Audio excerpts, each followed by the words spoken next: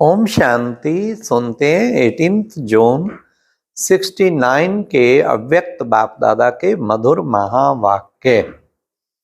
आज की मुरली से 4 क्वेश्चन। नंबर 1, सर्विस की सफलता का मुख्य गुण कौन सा है। नंबर 2, दृष्टि से सृष्टि कौन सी और कब बदलती है। नंबर 3, प्रजा का राजा कौन बनता है। लास्ट, ब्राह्मणों का मुख्य कर्तव्य क्या है। तो ये 4 क्वेश्चन है, तो सुनते हैं। 18 जून 69 की मुरली। पाठशाला में जाते हो ना, पाठशाला का पहला पाठ क्या है। बताओ क्या है ईश्वरीय पाठशाला का पहला पाठ। मर अपने को मरजीवा बनाना। मर जीवा अर्थात अपने देह से, मित्र संबंधियों से, पुरानी दुनिया से मरजीवा। यह पहला पाठ पक्का किया है। किस किस चीज से। देह से मरजीवा, मित्र संबंधियों से मरजीवा, पुरानी दुनिया से मरजीवा। ये पहला पाठ पक्का किया है। तो किसी ने कहा बाबा संस्कार से मरजीवा नहीं हुए। जब कोई मर जाता है तो पिछले संस्कार भी खत्म हो जाते हैं तो यहां भी पिछले संस्कार को क्यों याद आना चाहिए। वैसे भी कहते हैं ना, ये उसका संस्कार, अंतिम संस्कार कर दिया तो यहां भी पिछले संस्कार क्यों याद आने चाहिए, जबकि जन्म ही दूसरा, तो पिछली बातें भी खत्म होनी चाहिए ना। यह पहला पाठ है वह मरजीवा बनने का, वह पक्का करना है। पिछले पुराने संस्कार ऐसे लगने चाहिए जैसे और कोई के थे, वो हमारे नहीं है। पहले शूद्रों के थे, अभी हम ब्राह्मणों के हैं, तो पुराने शूद्रों के संस्कार नहीं होने चाहिए। प्राय संस्कार अपने क्यों बनाते हो। जो प्राय चीज को अपना बनाते हैं उनको क्या कहेंगे, चोर। तो यह भी चोरी क्यों करते हो। यह तो शूद्रों के संस्कार हैं, ब्राह्मणों के नहीं। शूद्र की चीज को ब्राह्मण स्वीकार क्यों करते हैं। अछूत के साथ कपड़ा भी लग जाए तो नहाते हैं। शूद्र पने का संस्कार ब्राह्मणों को लग जाए तो क्या करना चाहिए, उसके लिए पुरुषार्थ करना चाहिए। जैसे गंदी चीज को नहीं छूते हैं, वैसे पुराने संस्कारों से बचना, छूना नहीं है। इतना जब ध्यान रखेंगे तो औरों को भी ध्यान दिला सकेंगे। नंबर 2, सर्विस की सफलता का मुख्य गुण कौन सा है। वह है नम्रता। जितनी नम्रता होगी उतनी सफलता होगी। नम्रता आती है निमित्त समझने से। निमित्त समझकर सर्विस करना। नम्रता के गुण से सब आपके आगे नमन करेंगे। जो खुद झुकता है उसके आगे सभी झुकते हैं प्रश्न का जवाब आ गया ना। सर्विस की सफलता का मुख्य गुण नम्रता, और नम्रता जितनी उतनी सफलता। फिर बाबा ने नम्रता भी कैसे आए वो भी बताया, निमित्त समझने से। निमित्त समझकर सर्विस करना। नम्रता के गुण से सब आपके आगे नमन करेंगे। जो खुद झुकता है उसके आगे सभी झुकते हैं। निमित्त समझकर कार्य करना है। जैसे बाप शरीर का आधार निमित्त मात्र लेते हैं, वैसे आप समझो कि निमित्त मात्र शरीर का आधार लिया है। एक तो शरीर को निमित्त मात्र समझना है, और दूसरा सर्विस में अपने को निमित्त समझना, तब नम्रता आएगी। फिर देखो सफलता आपके आगे चलेगी। जैसे बाप दादा टेम्परेरी देह में आते हैं, ऐसे देह को निमित्त आधार समझो।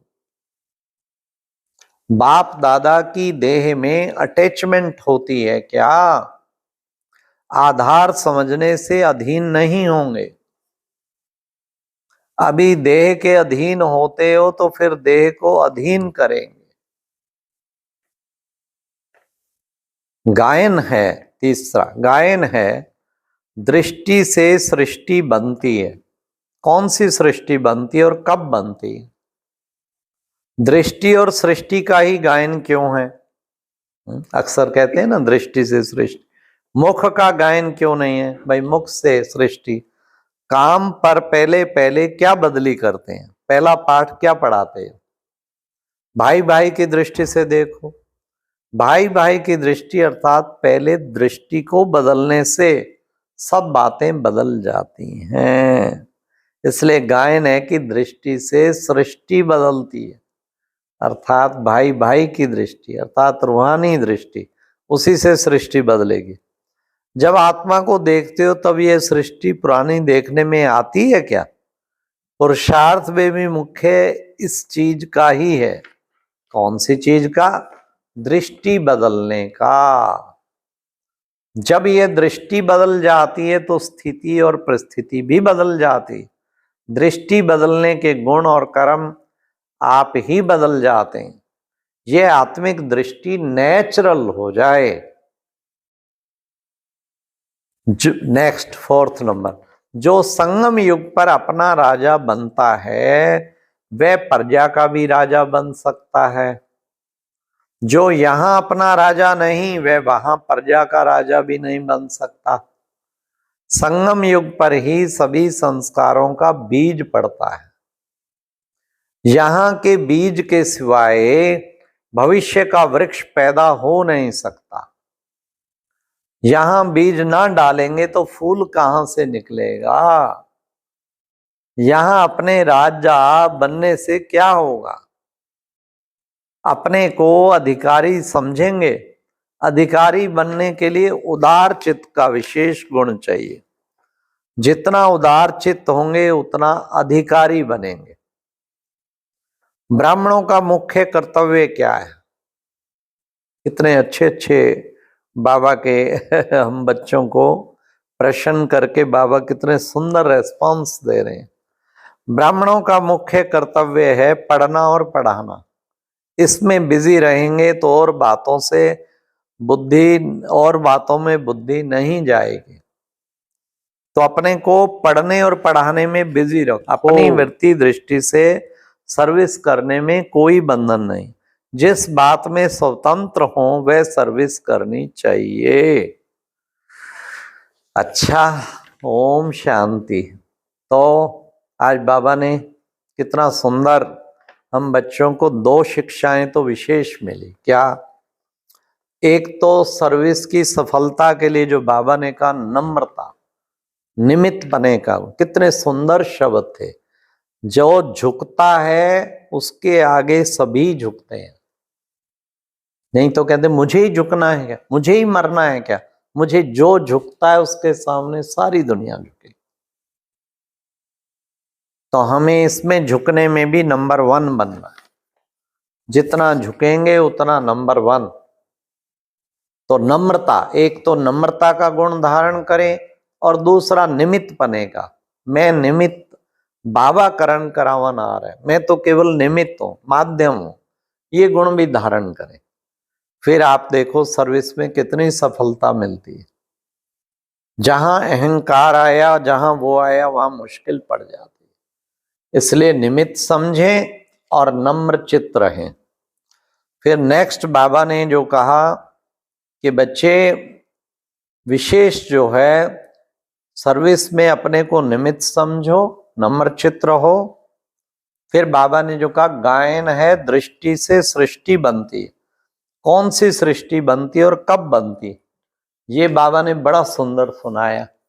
हमारी दृष्टि परिवर्तन हो, जिसे बाबा कहते नेचुरल आत्मवानी दृष्टि धारण करें। इसके लिए अभ्यास करें बार बार, सबको आत्मा रूप में, भाई रूप में नहीं। इसके लिए 4 क्वेश्चन बार बार अपने से पूछें। जब भी आप बातचीत करते हैं कि कौन बोल रहा है? मैं आत्मा इन कर्मेंद्रियों द्वारा, मुख रूपी कर्मेंद्रिय द्वारा बोल रही। कौन सुन रहा है? मैं आत्मा इन कानों से सुन रही। कौन देख रहा है? मैं आत्मा इन नैनो रूपी चश्मे से देख रही। तो शरीर अलग और मैं अलग, दूसरे को भी इसी रूहानी दृष्टि से देखें। तो दृष्टि देखने से, आत्मिक दृष्टि लेने देने से भाई भाई की दृष्टि, और ये सबसे ऊंची पवित्र दृष्टि, और इसी से ही सृष्टि बदलती है। अगर आप डाउट की दृष्टि, किसी पे अनुमान की दृष्टि, किसी को नीचे गिराने की दृष्टि, किसी के प्रति विकारी दृष्टि, तो बाबा ने कहा फिर आपकी सृष्टि भी वैसे ही बनने वाली है। जैसी दृष्टि वैसी सृष्टि, दोनों चीजें फिर आपे ही बदल जाती हैं। इसलिए, और बाबा ने लास्ट में जो शिक्षा दी, क्या ब्राह्मणों का मुख्य कर्तव्य पढ़ना और पढ़ाना, बस इसमें बिजी रहो, सब बातों से ठीक हो जाएगा। मुरली जो पढ़ते हैं रोज सुने, एक बार, दो बार, तीन बार भी सुने, फिर उसके कुछ नोट निकाल के दिन भर बुद्धि रखें, उसमें दिन भर चिंतन रखें। तो मुरली सुनने से, उससे फिर क्या, पढ़ाई में लगे हुए आप, पढ़ो और पढ़ाओ, एक एक सब्जेक्ट का प्लान बनाओ। ज्ञान मंथन करना है तो क्या करना है, योग करना है तो कितना टाइम करना है, धारणा करनी है तो कितना समय, कैसे कौन कौन से दिव्य गुणों की धारणा करनी है, और सेवा करनी है तो सेवा भी कैसे, मनसा सेवा भी करनी, वाचा भी करनी। अच्छा, और अब यह एक बहुत अच्छी वीडियो भी जरूर देखें।